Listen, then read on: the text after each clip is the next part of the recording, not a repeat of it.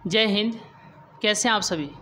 उम्मीद है कि स्वस्थ होंगे, मस्त होंगे और जहाँ भी होंगे अपने कामों में व्यस्त होंगे। तो जैसे कि आप लोग को मालूम है कि इसके पिछले क्लास में हम लोगों ने 12th मैथ एनसीईआरटी और एक्सरसाइज की बात करें तो विविध प्रश्नावली चैप्टर जो है 11 और उसका जो है क्वेश्चन नंबर फर्स्ट कर लिए थे, सेकंड से बाकी था। तो आइए आज के क्लास को हम लोग स्टार्ट करते हैं, क्वेश्चन नंबर सेकंड को देखते हैं। उससे पहले कि आप लोग चैनल पर नए हैं तो कोशिश कीजिए कि जल्दी से जल्दी जो है आप लोग चैनल को सब्सक्राइब कर लीजिए, शेयर कर दीजिए, लाइक कर लीजिए। ये सब पहले ही आप कर लीजिए, फिर हम लोग अपने पढ़ाई की दुनिया में चलते हैं। चलिए तो आइए हम लोग समझते हैं कि इसके पिछले क्लास में हम लोगों ने कहाँ तक देखा था। इसके पिछले क्लास में हम लोगों ने विविध प्रश्नावली 11 का क्वेश्चन नंबर जो है फर्स्ट देख लिए थे, सेकंड देखने ही वाले थे कि जब तक कुछ टेक्निकल इशू होने के कारण जो है यानी लाइटिंग प्रॉब्लम होने के कारण क्लास को हम लोग तो एंड कर दिए थे। आइए आज वहाँ से जो है हम लोग पुनः जो है स्टार्ट करते हैं। यहाँ पर जो है क्वेश्चन नंबर सेकंड में आपको ध्यान देना है, क्या बोला गया है। एक्स अक्ष के समांतर तथा मूल बिंदु से जाने वाली रेखा का समीकरण ज्ञात कीजिए। तो हम आपको बोले थे कि जैसे यहाँ पर है एक्स अक्ष का बात चल रहा है, एक्स अक्ष का,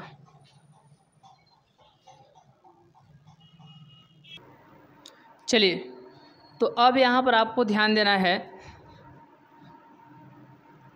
क्वेश्चन नंबर सेकंड में कि एक्स अक्ष के समांतर तथा मूल बिंदु से जाने वाली रेखा का क्या करना है, तो समीकरण ज्ञात करना है। क्या ज्ञात करना है? समीकरण। देखिए यहाँ पर यह क्या है, एक्स अक्ष है। क्या है? एक्स अक्ष। और यह क्या है? वाई अक्ष। और यह है आपको जेड अक्ष। तो यदि आपसे कहा जाए कि वाई अक्ष के समानांतर, तो वाई अक्ष के समानांतर तो यही होंगे। ये सब जो है लाइन हम खींच रहे हैं, रेखा खींच रहे हैं, यह एक्स अक्ष के समानांतर ही है। ठीक है,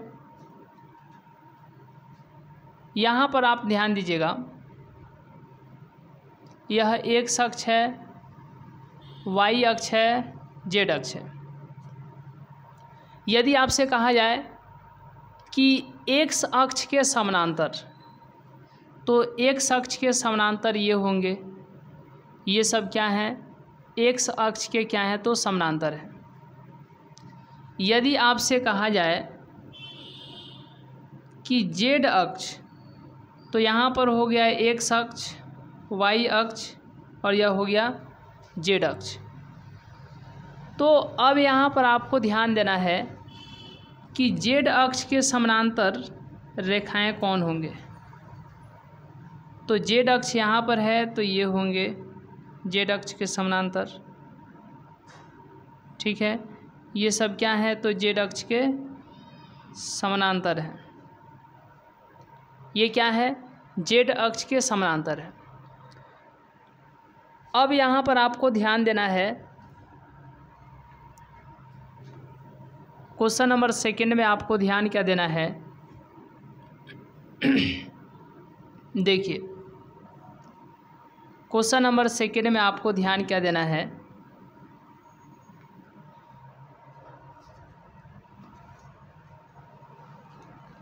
कि एक्स अक्ष के समानांतर, तो एक्स अक्ष कहने का मतलब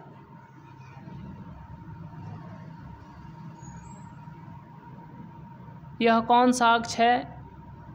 एक्स अक्ष है। यह है वाई अक्ष और यह है जेड अक्ष। तो एक्स अक्ष के समानांतर, एक्स अक्ष के समानांतर कौन होंगे? ये लाइन एक्स अक्ष के समानांतर है, ये भी है, ये भी है, ये भी है। ये सब जो लाइन हम खींच रहे हैं किस अक्ष के समानांतर खींच रहे हैं? तो एक्स अक्ष के समानांतर ये सब लाइन जो है खींचा गया है। लेकिन यहाँ पर आपको ध्यान रखना है कि क्या बोला गया है। यहाँ पर बोला गया है कि एक्स अक्ष के समानांतर तो होना चाहिए, एक्स अक्ष के समानांतर तो होना चाहिए, लेकिन साथ ही साथ मूल बिंदु से भी होकर के जाना चाहिए। किस बिंदु से होकर के जाना चाहिए? तो मूल बिंदु से होकर के जाना चाहिए। तो क्या यह लाइन मूल बिंदु से होकर के जा रहा है? नहीं। क्या यह लाइन मूल बिंदु से होकर के जा रहा है ओरिजिन से? नहीं। क्या यह कोई नहीं जा रहा है। तो यहाँ पर फिर मूल बिंदु से जो है कौन सा लाइन जो है होकर के जा रहा है, जो कि एक्स अक्ष के समानांतर भी है। तो यह लाइन आप देख रहे हैं, यहाँ पर मूल बिंदु है, यह जो है लाइन जो है एक्स अक्ष के समानांतर भी है और मूल बिंदु से भी होकर के जा रहा है, ओरिजिन से भी होकर के जा रहा है। ठीक है, तो बताइए कि उस रेखा का समीकरण क्या है जो एक्स अक्ष के समानांतर भी है और मूल बिंदु से भी होकर के, मूल बिंदु से होकर जा भी रहा है। उस रेखा का क्या बताना है? तो बताइए, समीकरण बताना है। तो ओरिजिन याद रखिएगा, क्या?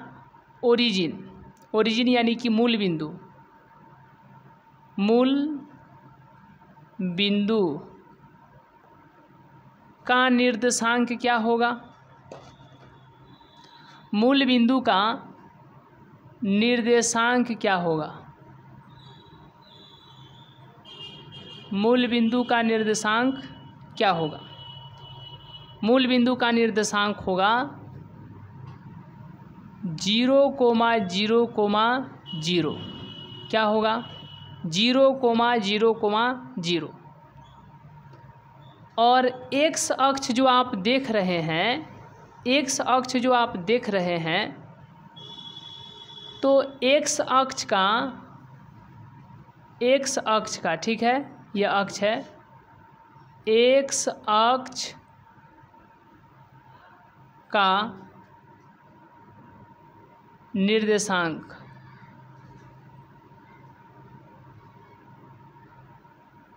वेक्टर के रूप में हो जाएगा i कैप, 0j कैप और 0k कैप। ठीक है, यह हो गया आपको a का मान, b का मान, c का मान। समझ रहे हैं ना? और यहाँ पर ये जो देख रहे हैं, ये हो गया x1 का मान, y1 का मान और z1 का मान। तो इसीलिए रेखा का समीकरण जो पूछा गया, हम लोग लिखेंगे रेखा का समीकरण। चलिए, अब यहाँ पर आपको ध्यान क्या देना है बताइए। x माइनस x1 बटा a प्लस बराबर में यहाँ पर y माइनस y1 बटा में b और z माइनस z1 बटा में c।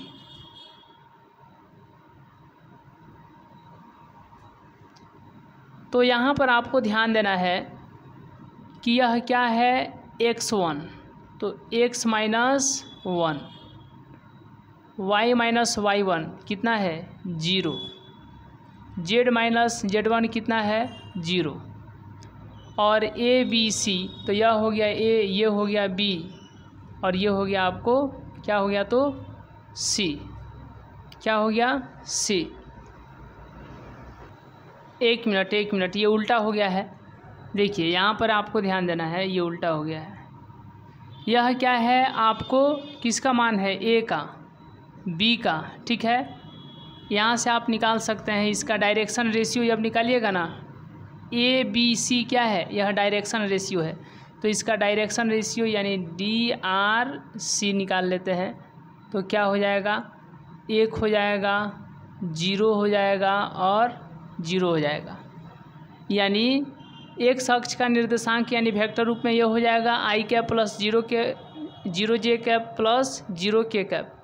ठीक है, तो a b c यानी यहाँ पर लिखना है a b c। तो इसी का जब डायरेक्शन रेशियो निकालिएगा, डायरेक्शन रेशियो, तो कितना होगा, यहाँ पर 1 है तो 1, 0 है तो 0, 0 है तो 0। इसीलिए यह किसका मान है, ए का, यह है बी का, यह है सी का। तो ए के स्थान पर 1 बाटा के नीचे बी, तो बी के स्थान पर 0, नीचे सी, तो यहाँ पर 0। और यह होगा x1, तो x1, यह होगा y1, यह होगा z1। तो x बटा में a, ठीक है, y बटा में 0, z बटा में 0। यही जो है क्या है, तो रेखा का समीकरण है। क्या है, रेखा का समीकरण है।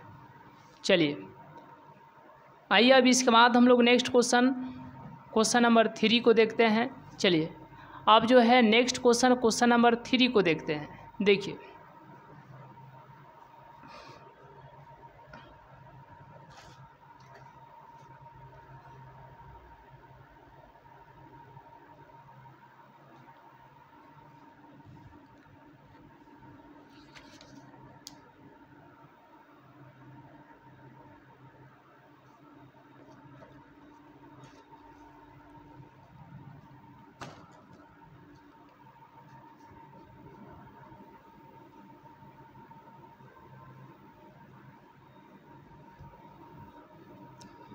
नेक्स्ट क्वेश्चन है क्वेश्चन नंबर 3।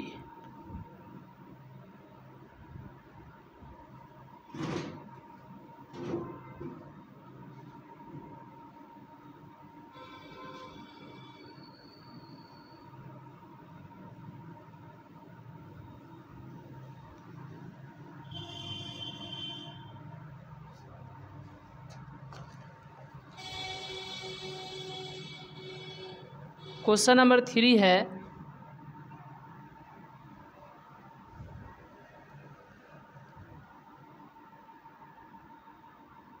देखिए यदि रेखाएं x - 1 बटा में -3 बराबर y - 2 बटा में 2 के बराबर z - 3 बटा में 2 और x - 1 बटा में 3 के बराबर y - 1 बटा में 1 फिर बराबर z - 6 बटा में -5 परस्पर जो है लंब हो तो k का मान ज्ञात करना है।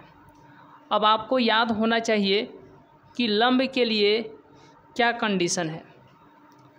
लंब के लिए क्या कंडीशन है, तो लंब के लिए कंडीशन है कि a1 a2 plus b1 b2 plus c1 c2 equal to कितना होता है, कितना होता है, तो 0 होता है। कितना होता है, 0 होता है। ये आपको लंब के लिए क्या है, तो कंडीशन है। तो अब यहाँ पर क्या दिया गया है, क्वेश्चन नंबर 3 में क्या दिया गया है कि यदि रेखाएं, 2 ठो रेखा है x माइनस, चलिए यह पहली रेखा है x - 1 बटा में -3, फिर यहाँ पर हो गया आपको, और दूसरा जो दिया गया है उसको भी लिख देते हैं।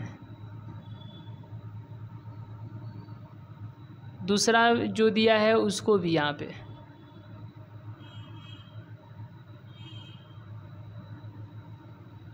ये परस्पर क्या है, तो लंब है। तो आपको याद होना चाहिए, आपको याद होना चाहिए कि यहाँ पर आप देखिए विशेष ध्यान, इसको हम लोग क्या बोलेंगे,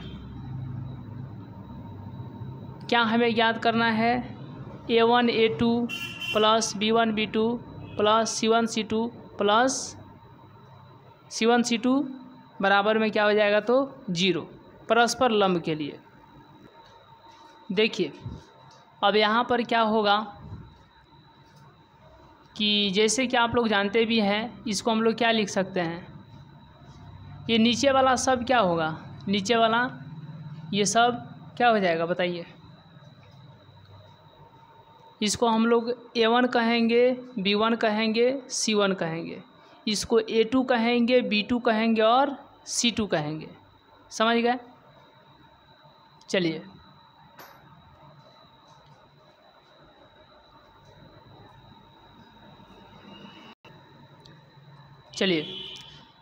तो इसको हम लोग लिखेंगे x माइनस x1 बटा a1, x minus y minus y1 बटा b1, z माइनस z1 बटा c1।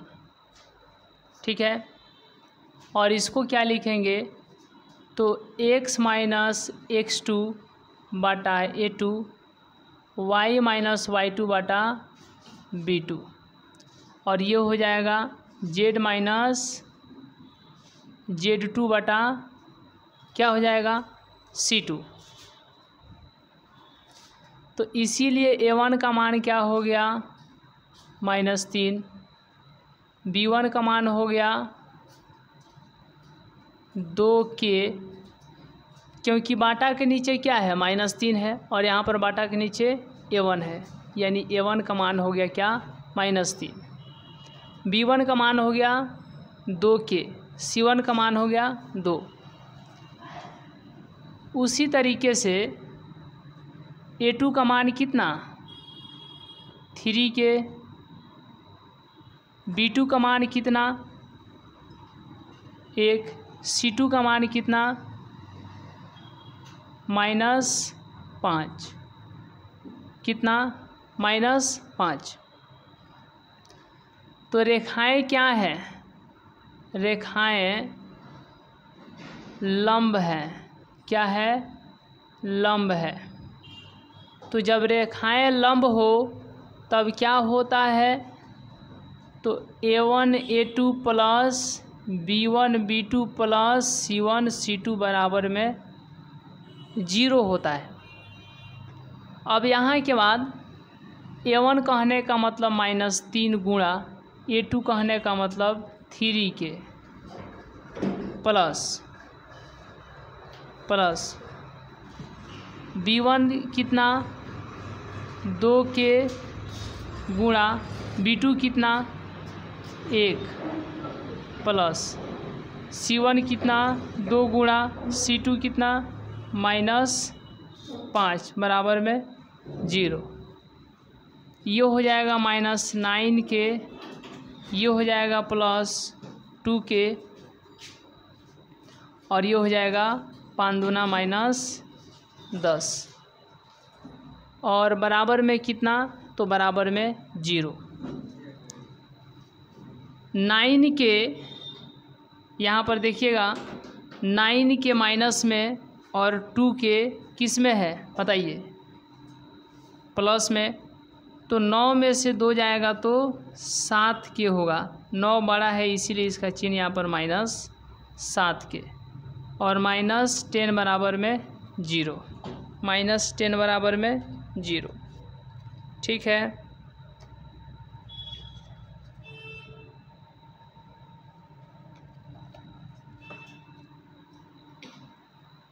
तो अब बताइए यहाँ पर क्या होगा।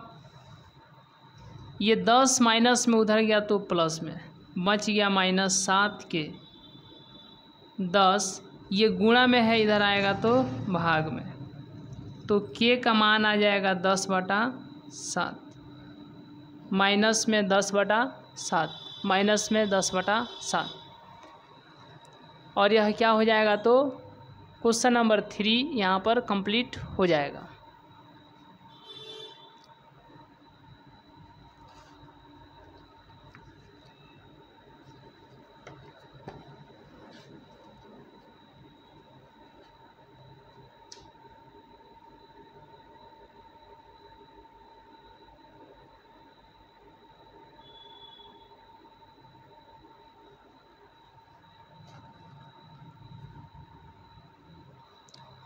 चलिए अब जो है हम लोग नेक्स्ट क्वेश्चन जो है क्वेश्चन नंबर 4 को देखते हैं। क्वेश्चन नंबर 4 को देखते हैं। देखिए क्वेश्चन नंबर 4 को आप लोग पढ़ लीजिए और पढ़ करके बताइएगा कि क्या आप लोगों से बन पाएगा। यदि बन पाएगा तो यस कर दीजिएगा, चलिए यदि बन पाएगा तो एक बार यस कर दीजिए, कमेंट जो है, चलिए एक बार जो है कमेंट यस यस कर दीजिए यदि बन पाएगा तो, और नहीं बन पाएगा तो उसके लिए भी कमेंट कर दीजिए नो। बनेगा तो वाई, नहीं बनेगा तो एन। चलिए देखिए, अब यहाँ पर आपको ध्यान देना है क्वेश्चन नंबर 4 में।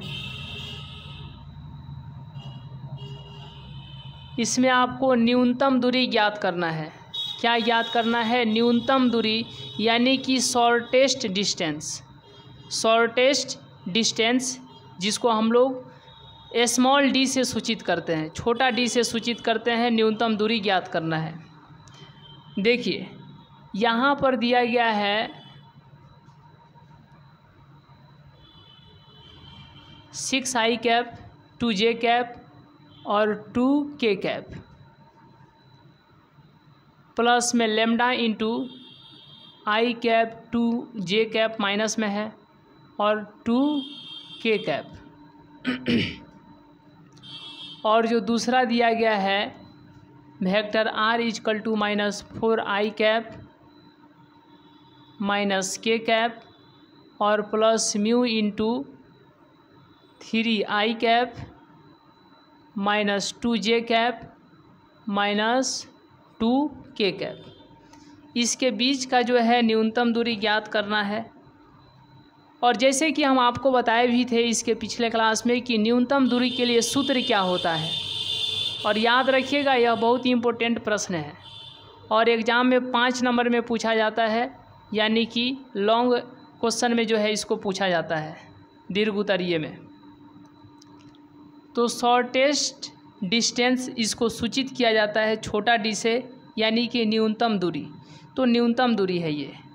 न्यूनतम दूरी के लिए फार्मूला क्या होता है देखिएगा, vector b1 cross vector b2 dot product vector a1 minus vector a2 minus vector a1, और यहाँ पर vector b1 cross vector b2 का क्या परिमाण। तो आप लोगों को मालूम है कि प्लस के इधर इसको क्या बोलते हैं, वेक्टर बी बोलते हैं। तो प्लस के इधर वाला को वेक्टर बी और प्लस के इधर वाला को वेक्टर ए, प्लस के इधर वाला को वेक्टर ए। ये पहले है तो 1 1, ये बाद में 2 नंबर पर है तो 2 2। तो यहाँ पर हो गया vector a1 vector b1 vector a2 vector b2। अब यहाँ पर आपको ध्यान क्या देना है कि जैसे हम आपको बताए हैं कि शॉर्टेस्ट डिस्टेंस यानी कि न्यूनतम दूरी, न्यूनतम दूरी के लिए फार्मूला क्या होता है, न्यूनतम दूरी के लिए फार्मूला क्या होता है। तो देखिए न्यूनतम दूरी जिसको शॉर्टेस्ट डिस्टेंस यानी कि न्यूनतम दूरी कहा जाता है, छोटा डी बराबर होता है vector b1 cross vector b2 vector b1 cross vector b2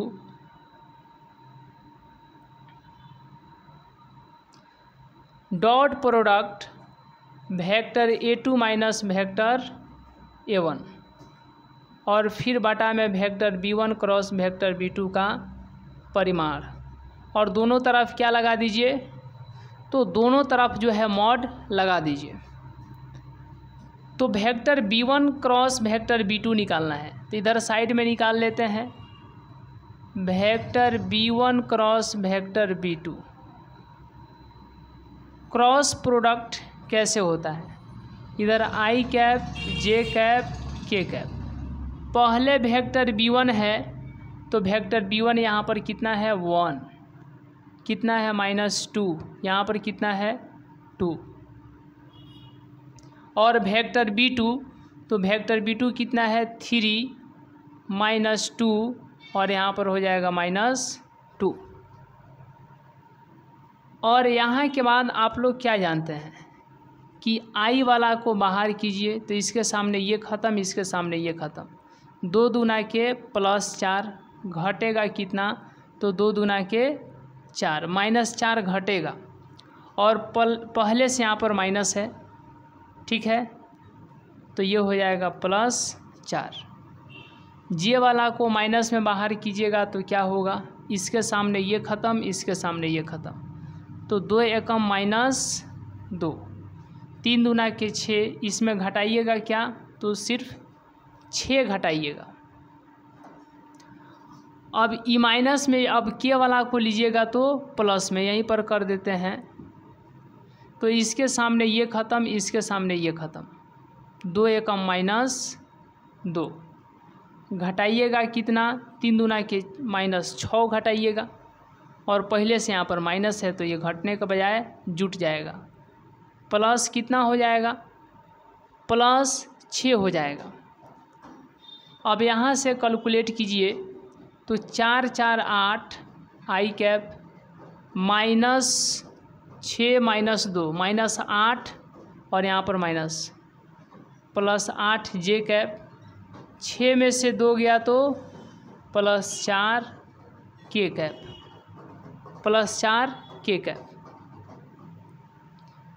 तो अब यहाँ पर आप देख रहे हैं कि vector b1 cross vector b2 निकल गया इतना, तो इसके स्थान पर इतना हम लोग लिख देंगे।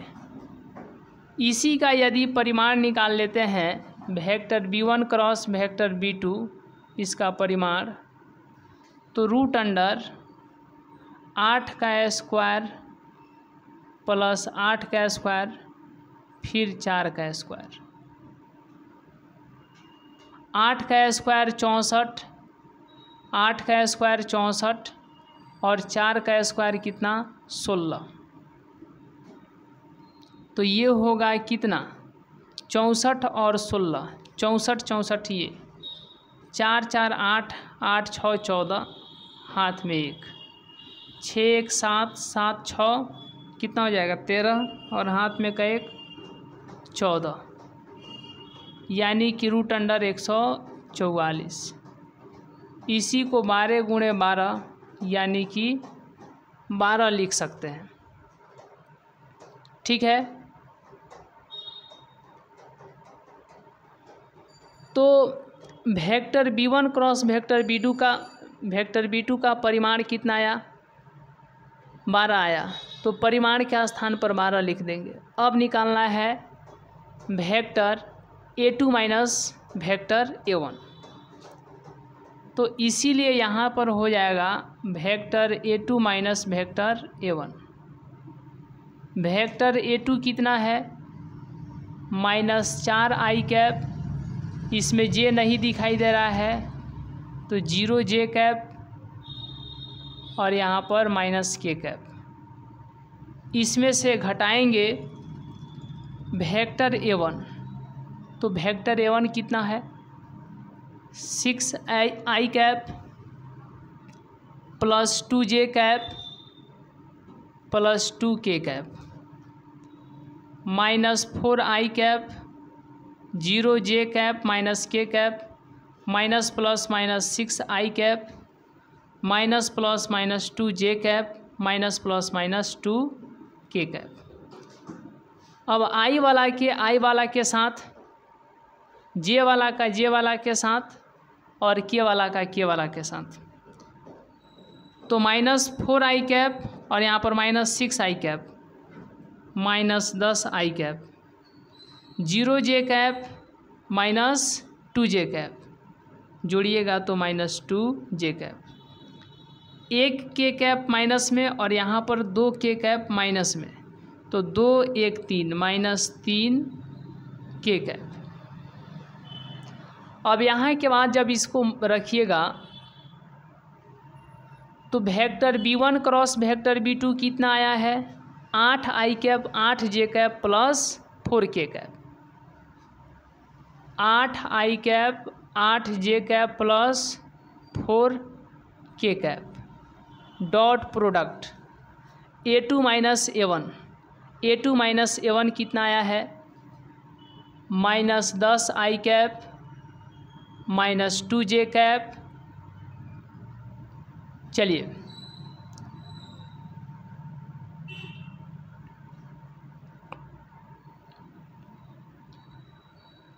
और फिर -3k कैप। अब यहाँ पर आपको ध्यान क्या देना है कि vector b1 cross vector b2 इसका परिमाण कितना आया है, mod of vector b1 cross vector b2 कितना आया है, तो आपको 12 आया है, तो यहाँ पर क्या हो जाएगा 12 हो जाएगा। और दोनों तरफ जो है मॉड का साइन लगा दीजिए। तो D बराबर में अब ऊपर क्या करना है, डॉट प्रोडक्ट करना है। तो I वाला के साथ J वाला का J वाला के साथ K वाला का K वाला के साथ। तो 8 में 10 से गुणा होगा तो -80, फिर 8 में 2 से गुणा होगा तो -16, और 4 में 3 से गुणा होगा तो क्या हो जाएगा 12, और बाटा में क्या है तो 12 है। अब आप लोग यहाँ से आगे कैलकुलेट करके बताइएगा, कमेंट कीजिएगा कि इस क्वेश्चन का क्या जवाब होगा, यानी इस प्रश्न का आंसर कितना आएगा। आप लोग जल्दी जल्दी कमेंट कीजिएगा कि इस क्वेश्चन का जवाब यानी कि आंसर कितना आएगा। चलिए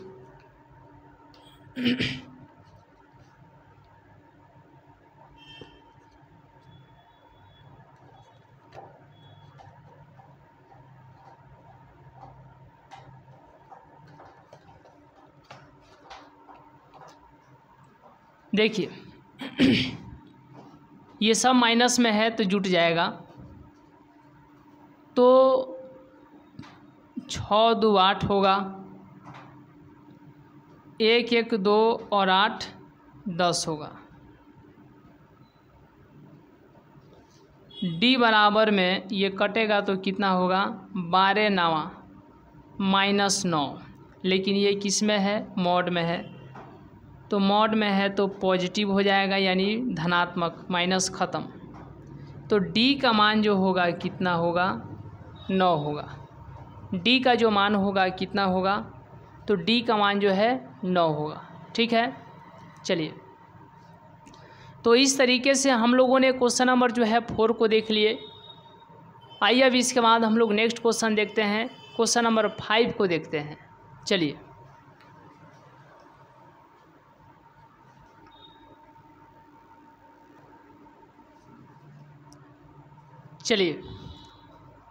तो क्वेश्चन नंबर 4, उसके बाद हम लोग देखते हैं क्वेश्चन नंबर 5 को। देखिए क्वेश्चन नंबर 5 जो है एक बार पढ़ लीजिए। क्वेश्चन नंबर 5 को जो है एक बार पढ़ लीजिए।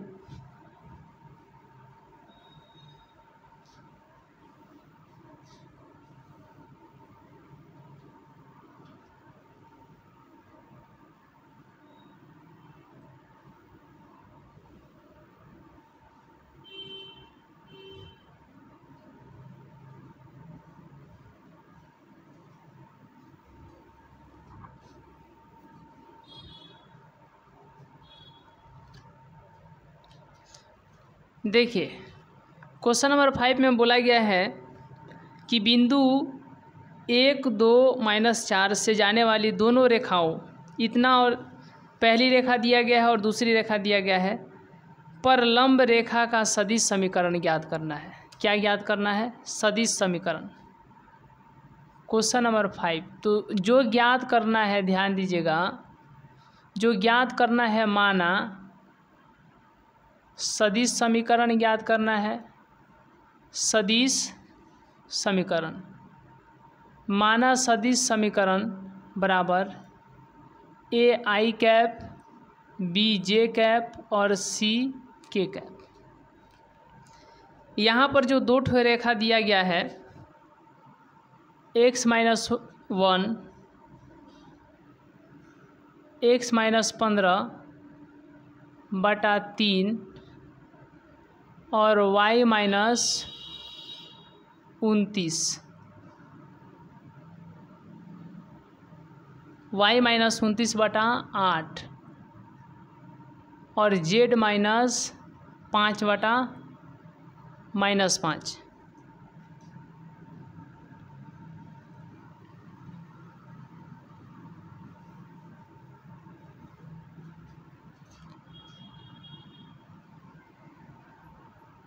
x माइनस 8/3 y प्लस 19/16 और z माइनस 10/7 ये पहला दिया गया है।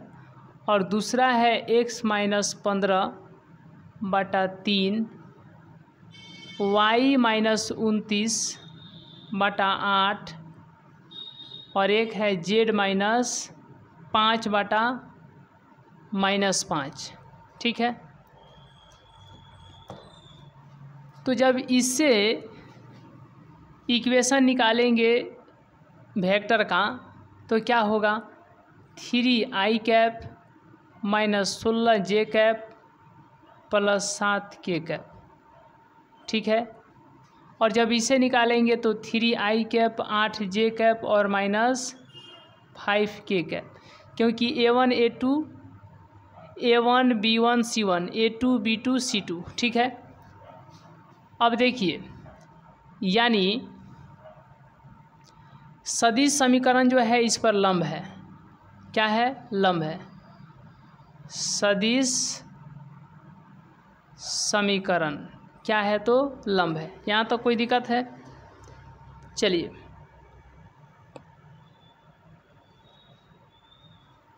सदिश समीकरण दिए गए जो रेखा का समीकरण है उस पर क्या है, लंब है। सदिश समीकरण क्या है, तो लंब है। तो इस पर लंब है और उस पर भी। तो vector ai plus vector bj और वेक्टर ck मतलब कैप इस पर है तो क्या हो जाएगा, 3i minus 16j plus 7k। इन दोनों का डॉट प्रोडक्ट कितना हो जाएगा, 0। उसी तरीके से vector i vector bj vector ck और एक यह 3i 8j माइनस 5k, इनका डॉट प्रोडक्ट भी क्या हो जाएगा, तो 0 हो जाएगा। अब यहाँ से i ख़त्म, तो 3a माइनस 16b के वाला से तो प्लस 7c बराबर में 0। इक्वेशन इसको मान लेते हैं पहला इक्वेशन। और इसका क्या होगा, तो 3a plus 8b minus 5c बराबर 0। यह हो जाएगा समीकरण 2। From equation first and second से कैलकुलेट कीजिएगा। From equation first and second से तो ए बी और सी का क्या हो जाएगा, तो मान पता चल जाएगा। तो इसको जो है डिटर्मिनेंट के रूप में हम ज्ञात कर लेते हैं ए बी सी। ठीक है, ए बी सी का मान ज्ञात करना है, ए बी सी, इसमें भी ए बी सी। तो पहले 3 इसको ले रहे हैं, माइनस 16 और 7, फिर कितना हो जाएगा बाद वाला 3 8 और माइनस 5। तो ए बाटा, बताइए, ए के सामने इधर, इसके सामने इधर, तो कितना हो जाएगा, 16 × 5 = 80 माइनस 8 × 7 = 56। बी वाला का क्या होगा, तो बी के सामने इधर ये ख़त्म, इधर ये ख़त्म, तो 5 × 3 माइनस 15 और 7 × 3 21। समझ रहे हैं। उसी तरीके से और इसको माइनस में लेंगे। ठीक है, और जब यहाँ पर ये होगा,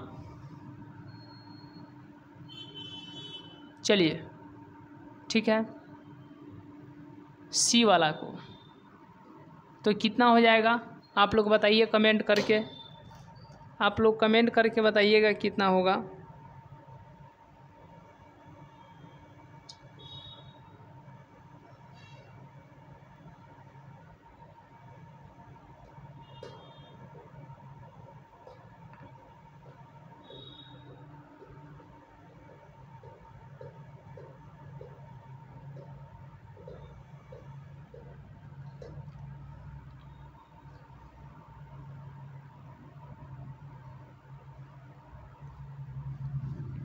इसके सामने ये ख़त्म, ये ख़त्म, 5 तिहाई 15 घटेगा तो -21। ठीक है, चलिए यहाँ तो कोई दिक्कत नहीं।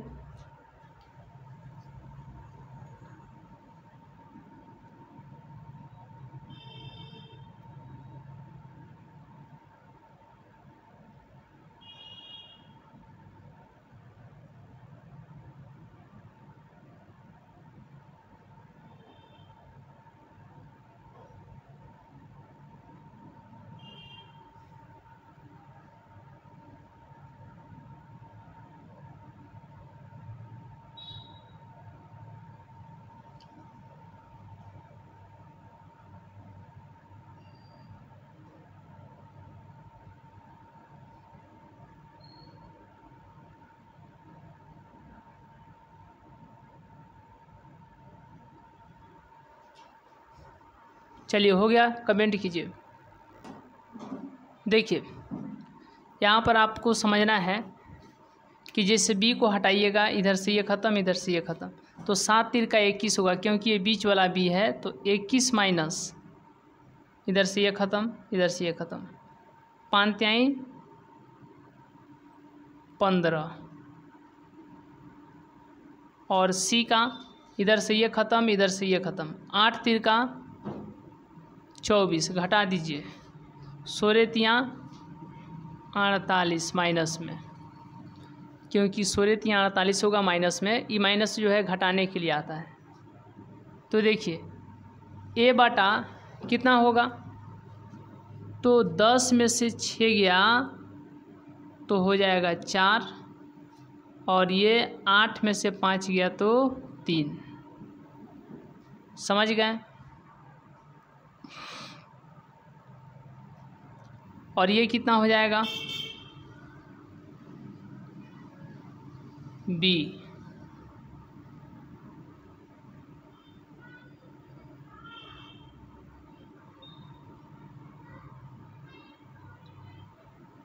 Minus minus plus. ठीक है, यहाँ पर माइनस दे करके भी 15 माइनस 21 लिखिएगा ना, -15 माइनस 21, तभी वहीं बात पड़ेगा। ठीक है, तो ये हो जाएगा c बटा में 24 माइनस माइनस प्लस 48।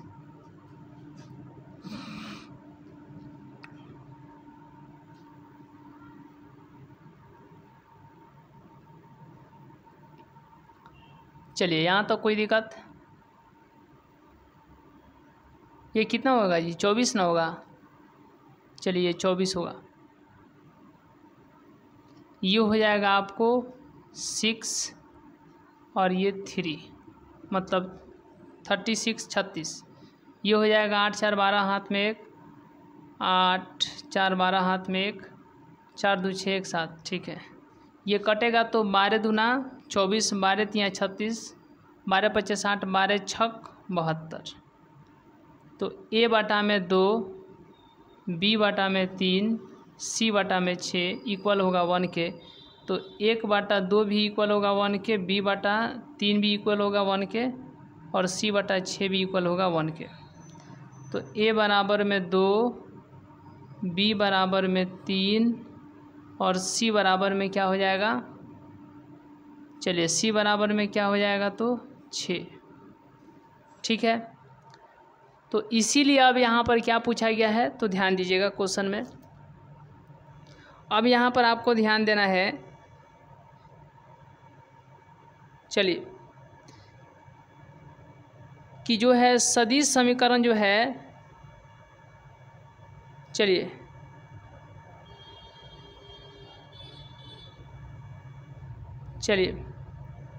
सदिश समीकरण जो है, सदिश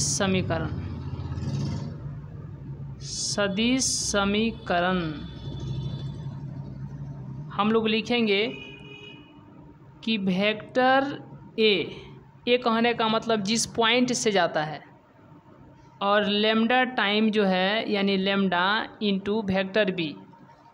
अब ए क्या है, तो ए याद रखिएगा, ए क्या है बताइए, ए क्या है, तो जिस पॉइंट से जाता है, तो कौन से पॉइंट से जाता है, बताइए, यहाँ पर एक पॉइंट हम लिख रहे हैं 1 2 -4, यही है शायद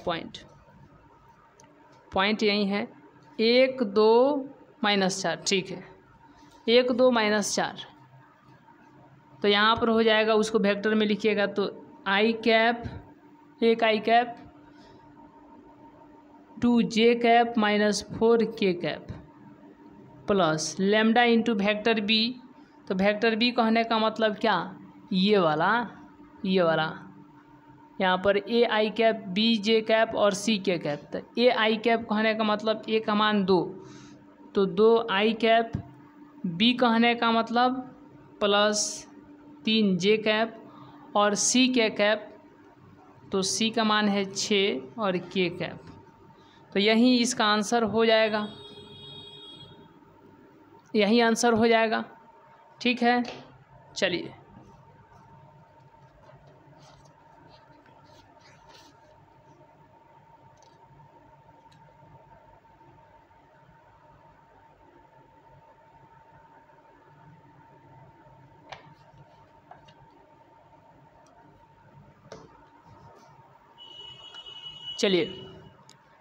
तो इस तरीके से जो है यह क्वेश्चन नंबर 5 भी क्लियर हो गया, और इसी के साथ जो है विविध प्रश्नावली 11 को हम लोग कंप्लीट कर लिए। ठीक है, अब इसके बाद जो हम लोग नेक्स्ट टॉपिक को स्टार्ट करेंगे, नेक्स्ट चैप्टर को स्टार्ट करेंगे। तो आज का क्लास यहीं तक, मिलेंगे नेक्स्ट क्लास में, नेक्स्ट वीडियो में। तब तक के लिए बहुत बहुत धन्यवाद।